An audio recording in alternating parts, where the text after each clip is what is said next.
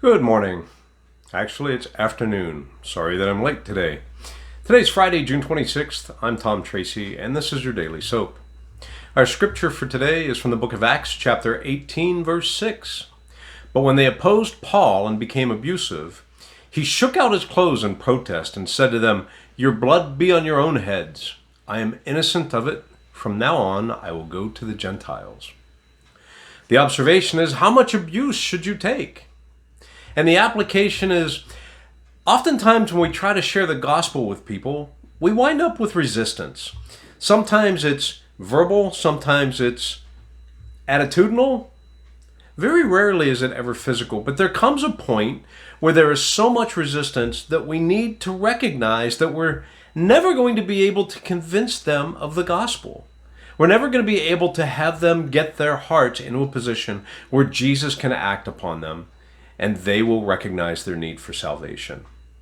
Paul got to that point with the Jews where he shook out his clothes in protest and said, "I'm done with you." Basically, he threw in the towel and said, "You don't want to hear this, so I will go to people that do." I thank God that he went to the Gentiles, because without him going to the Gentiles, we may have never been able to experience the grace and love of Jesus that we have today.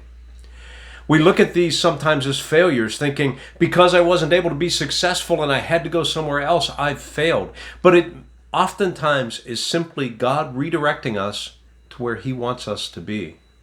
Paul was one of the most effective ministers of the gospel to the Gentiles, and he never succeeded very well with the Jews. Our prayer today: Father, help us not only to recognize when it's time to leave, but recognize where you're sending us to go. I trust that the Lord spoke to you today through this word. If so, hit like and share and let somebody else be inspired. And as always, subscribe to the channel, and I'll see you here again tomorrow. Have a great day.